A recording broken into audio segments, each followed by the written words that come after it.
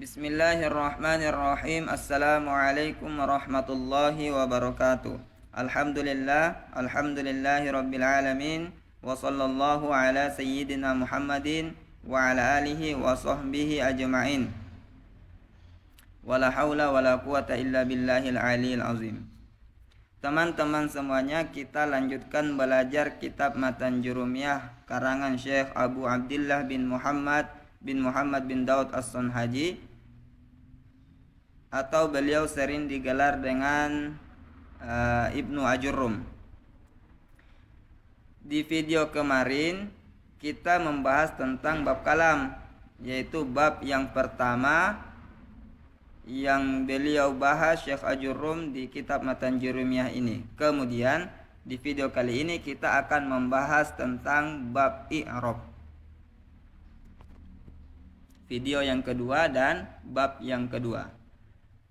Kita mulai. Bismillahirrahmanirrahim. Qala al-musannifu rahimahullahu ta'ala wa nafa'ana bihi wa bi'ulumihi fid daraini amin ya rabbal alamin. Babul i'rabi, bab i'rab. Babu kita artikan bab, al-i'rabi i'rab, yang mana bab yang kedua dari kitab Matan Jurumiyah ini, yaitu bab i'rab, membahas tentang i'rab.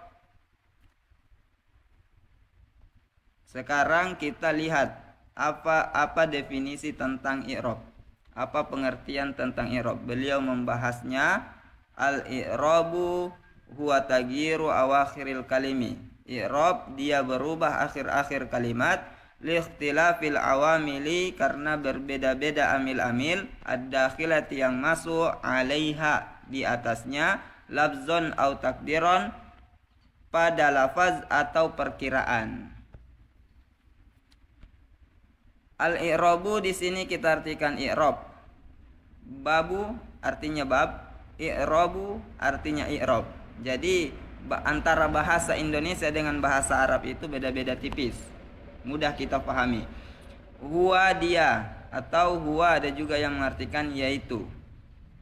Taghyiru berubah, atau bisa juga kita artikan taghyiru perubahan.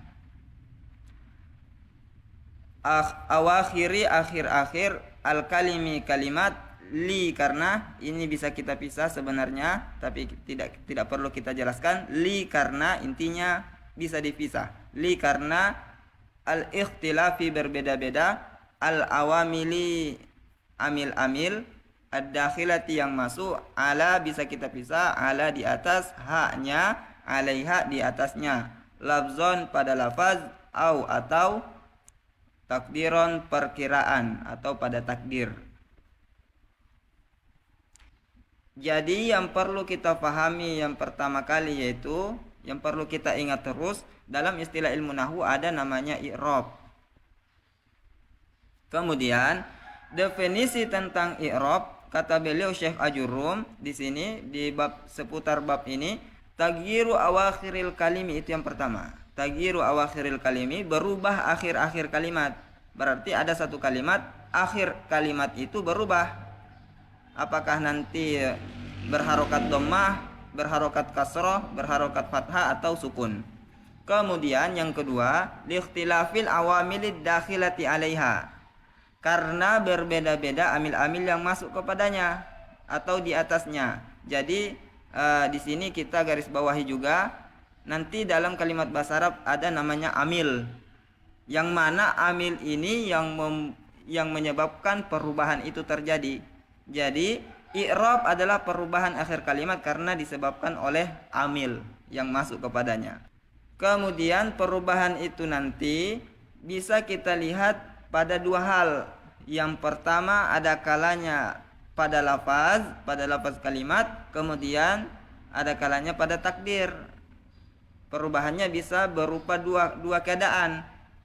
Berupa bisa kita lihat perubahannya pada akhir kalimat, kemudian yang kedua tidak bisa kita lihat, tetapi kita perkirakan atau kita takdirkan pada perubahan pada akhir kalimat tersebut.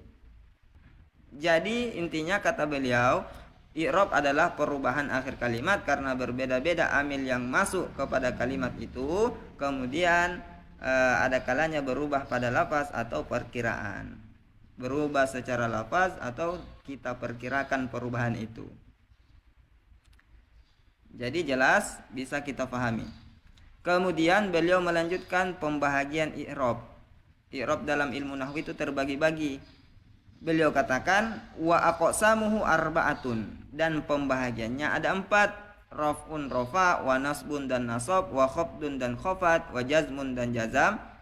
Falil, nah koma dulu. Kita artikan perkata, wa kita artikan dan, aqsamu bahagian-bahagian, hu-nya, aqsamuhu pembahagiannya atau bahagian-bahagiannya arba'atun ada 4, yang mana hu ini kembali nanti kepada i'rab. Raf'un rafa atau rafa kita tandai dengan harokat dhammah. Dhammah seperti ini. Kemudian wa dan nasbun nasab. Nasab kita tandai dengan harokat fathah. Wa dan khafdun khafat atau jar atau jer yang kita tandai dengan harokat kasroh garis bawah. Kemudian wa dan jazmun jazam. Jazam ini kita tandai dengan harokat sukun atau mati. Jadi beliau katakan pembahagian i'rab ada 4. I'rab dibagi 4. Yang pertama dalam istilah ilmu nahwu ada namanya i'rab rafa yang ditandai dengan harokat dhamma. Kemudian ada namanya i'rab nasab yang ditandai dengan harokat fathah. Kemudian yang ketiga ada namanya i'rab khafat yang ditandai dengan harokat kasroh. Yang keempat ada namanya i'rab jazam yang ditandai dengan harokat sukun. Yang mana i'rab yang 4 ini nanti yang ada pada perubahan akhir kalimat. Jadi ada satu kalimat berubah akhirnya karena sebab amil yang masuk. Perubahannya lafaz atau takdir. Kita lafazkan atau kita takdirkan apakah rofa, nasab, khafat dan jazam. Kemudian kita kembali ke kalimat isim dan fi'il. Kalimat ada 3, isim, fi'il, huruf. Huruf tidak kita ambil dulu untuk sementara. Yang kita bahas adalah isim dan fi'il. Beliau melanjutkan falil asma'i min zalika. Maka bagi isim dari demikian. Demikian maksudnya kembali nanti ke arba'atun. 4 tanda raf'un, nasab, khafat dan jazam.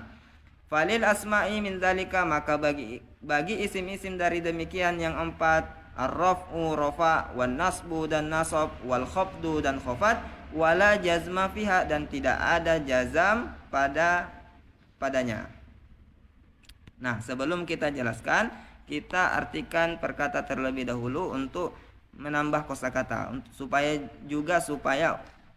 lebih mudah kita pahami. Fa kita artikan maka, li bagi, di sini ada 2 kata, fa maka, li bagi, al asma'i isim-isim, min dari, zalika demikian, atau zalika itu, min zalika dari demikian atau dari itu, yang mana itu kembali ke arba'atun. Sebenarnya ini pembahasan dasar, tapi kita bahas juga pengembalian domir supaya mudah kita pahami. Tidak apa-apa. Raf'un kita artikan rafa atau yang ditandai dengan harokat dhamma. Wa dan nasbun nasab atau kita tandai dengan harokat fathah. Wa dan al-khafdu khafat yang ditandai dengan harokat kasroh. Wa dan la tidak jazmah kita artikan jazam atau yang ditandai dengan harokat sukun. Fi pada, haknya fiha padanya, yang mana kembali ke isim nanti. Kembali ke isim.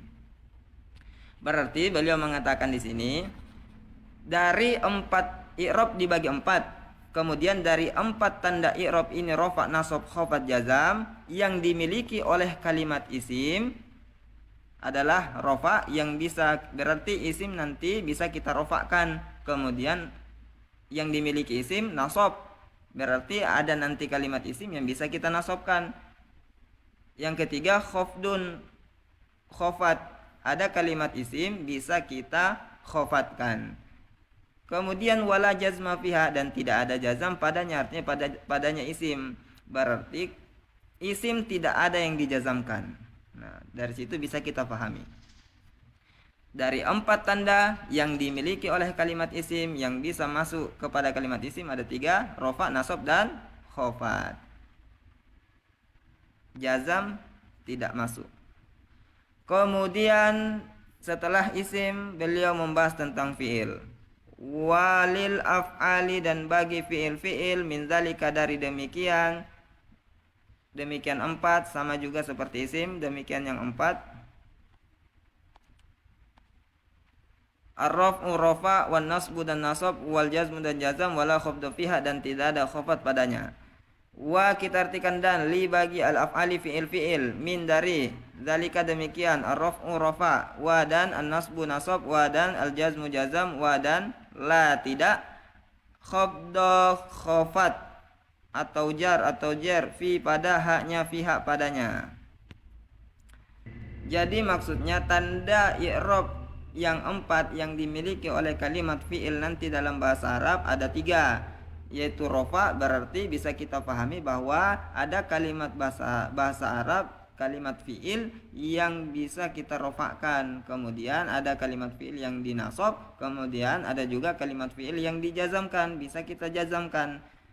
Wala khafdu fiha, dan tidak ada khafat padanya, artinya pada fi'il. Berarti bisa kita pahami 3 tanda yang bisa masuk kepada kalimat fi'il rofa, 3 tanda i'rab yang bisa masuk kepada fi'il, yaitu rofa, nasab, jazam. Fi'il tidak ada yang dikhafatkan. Jadi kesimpulannya yang harus kita pahami yaitu yang pertama, dalam kalimat bahasa Arab ada namanya i'rab. Kemudian i'rab itu kata Syekh Ajurrum, tagyiru awakhiril kalim li ikhtilafil awamil dakhilati 'alaiha lafzan aw takdiran. Berubah atau perubahan akhir kalimat karena berbeda-beda amil, karena disebabkan amil yang berbeda-beda masuk kepada satu kalimat itu, dan perubahannya bisa secara lafaz kita lafazkan, kemudian bisa juga secara takdir kita perkirakan. Kemudian i'rab dibagi 4. Yang pertama i'rab ada namanya i'rab rafa, ada nanti namanya i'rab nasab dalam kalimat, dalam istilah ilmu nahwu ada juga i'rab khafat atau i'rab jar atau i'rab jer, ada juga i'rab jazam. Dan di antara 4 tanda i'rab ini yang dimiliki oleh kalimat isim, sebagaimana yang kita ketahui kalimat dalam bahasa Arab ada 3, isim, fi'il, dan huruf. Yang dimiliki oleh kalimat isim ada 3, rofa, nasab, dan khafat. Tanda rofa, tanda nasab, dan tanda khafat. Tanda dhammah, fathah, dan kasroh, wala jazma fiha, dan kalimat isim itu tidak ada yang dijazamkan. Begitu juga dengan fi'il. Fi'il punya 3 tanda dari 4 tanda i'rab. Yang pertama rofa, nasab, dan jazam. Fi'il tidak ada yang dikhafatkan. Jadi itulah penjelasan beliau tentang bab i'rab. Mungkin sampai di sini, semoga bisa kita pahami dan bermanfaat untuk kita semua penjelasan beliau Syekh Ajurrum. Mungkin sampai di sini bab-bab yang membahas tentang i'rab. Di video selanjutnya kita akan membahas bab tanda-tanda i'rab. Kita akhiri dengan ucapan wallahu a'lam bishawab, wabillahi taufiq wal hidayah. Assalamualaikum warahmatullahi wabarakatuh.